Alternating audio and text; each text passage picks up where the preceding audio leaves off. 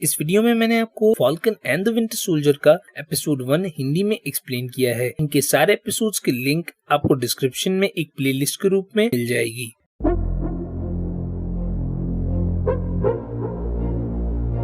कहानी की शुरुआत एंड गेम के बाद होती है, जहां पर हमें सैम देखने को मिलता है और वो कैप्टन अमेरिका की शीट के साथ है जो उसे खुद कैप्टन ने दी थी, और उसे कैप्टन अमेरिका की सारी चीजें जो कैप्टन ने उससे कही थी वो अब याद आ रही हैं। अब हमें देखने को मिलता है कि सैम एक प्लेन में मिलिट्री के किसी ऑफिसर के साथ है और वो ऑफिसर उन्हें बताता है उनके एक प्लेन को LAF नाम की किसी ऑर्गेनाइजेशन ने हाईजैक किया है और सैम को उनके पायलट को बचाना है, क्योंकि अगर वो प्लेन टनीशिया नाम के देश में पहुंच गया तो US मिलिट्री उसे नहीं पकड़ पाएगी। यहाँ सैम की मदद के लिए ग्राउंड लेवल पर लेफ्टिनेंट टॉरिस भी होता है और सैम किसी तरह उस प्लेन में पहुंच जाता है, लेकिन ये लोग बहुत चतुर हैं और सैम को चकमा देकर यहाँ से निकल जाते हैं और पूरी कोशिश करते हैं टनीशिया के बॉर्डर तक पहुँचने की, लेकिन सैम किसी तरह पायलट को बचाकर ले आता है। जब सैम इस सोल्जर को बचा लेता है, वो लेफ्टिनेंट टॉरिस के साथ टनीशिया में एक होटल में जाता है जहाँ पर ये दोनों बातें करते हैं। यहाँ पर सैम को बहुत सारे लोग जानते हैं क्योंकि वो एक एवेंजर है और बहुत सारी लड़ाइयों का वो हिस्सा बन चुका है। यहाँ पर लेफ्टिनेंट टॉरिस सैम को फ्लैग स्मैशर नाम के एक सीक्रेट ऑर्गेनाइजेशन के बारे में बताते हैं और बताते हैं कि फ्लैग स्मैशर ऑर्गेनाइजेशन चाहती है कि इस दुनिया में बाउंड्रीज ना हो और सिर्फ एक ही सरकार हो जो सब पर निगरानी रखे। इस ऑर्गेनाइजेशन का एक ही मकसद है लोगों में अराजकता फैलाना।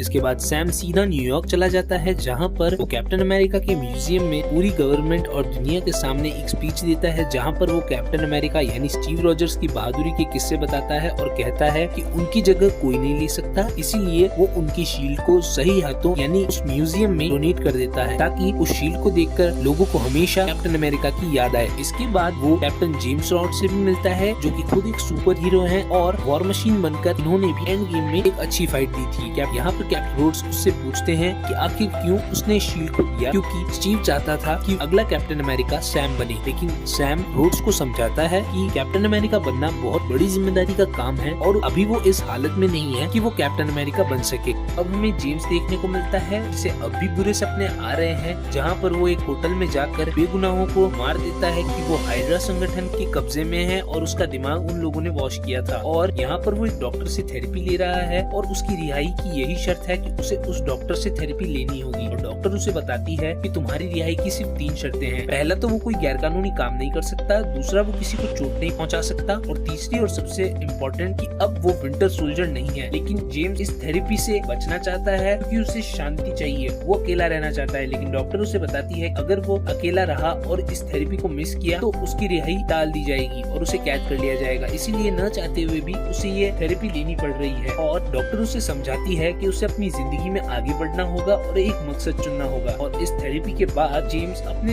दोस्त मिस्टर नाकाजिमा के पास जाता है जो कि अब बूढ़े हो चुके हैं और जो कभी जेम्स के जितने ही जवान थे, लेकिन अब उनकी भी उम्र हो चुकी है। और वो उनके साथ एक बार में जाता है जहाँ पर मिस्टर नाकाजिमा एक लेडी को जेम्स के साथ डांस करने के लिए ऑफर करते हैं और वो लेडी जेम्स के साथ डेट के लिए मान भी जाती है और वहाँ से चली जाती है। यहाँ पर नाकाजिमा को अपने बेटे की याद आती है जो कि कभी दूसरे देश में पैसे कमाने के लिए गया था, लेकिन किसी ने उसकी हत्या कर दी, लेकिन वो किसने की आज तक मिस्टर नाकाजिमा को नहीं पता। दूसरी तरफ हमें सैम देखने को मिलता है जो अपनी बहन सारा से मिलने आया है। उसकी बहन एक फिशिंग का व्यापार करती है और वो यहाँ अपने भांजों से भी मिलता है और उसकी बहन उनकी पुश्तैनी निशानी यानी उनके मॉम और डैड की एक पुरानी बोट को बेचना चाहती है, लेकिन सैम उसे बेचना नहीं चाहता बल्कि एक याद के रूप में ठीक करा दोनों के पास रखना चाहता है। लेकिन ये दोनों ही फाइनेंशियल क्राइसिस से गुजर रहे हैं और इसीलिए ये आगे उस बोट का ध्यान नहीं रख पाएंगे, इसीलिए सारा उसे बेचना चाहती है, लेकिन सैम कहता है कि हम बैंक से लोन ले सकते हैं। अब हमें पता चलता है ब्लिप के बाद अचानक से इतने सारे लोगों के आने पर बैंक्स ने बहुत सारे लोगों को लोन देना बंद कर दिया है और 5 साल गायब होने की वजह से सैम और सारा की कोई इनकम ही नहीं थी, इसीलिए इन दोनों को लोन नहीं मिल सकता। लेकिन सैम उसे किसी तरह कन्विंस करता है, उसे समझाता है कि वो एक सुपर हीरो है और सरकार उसकी अर्जी मंजूर जरूर करेगी।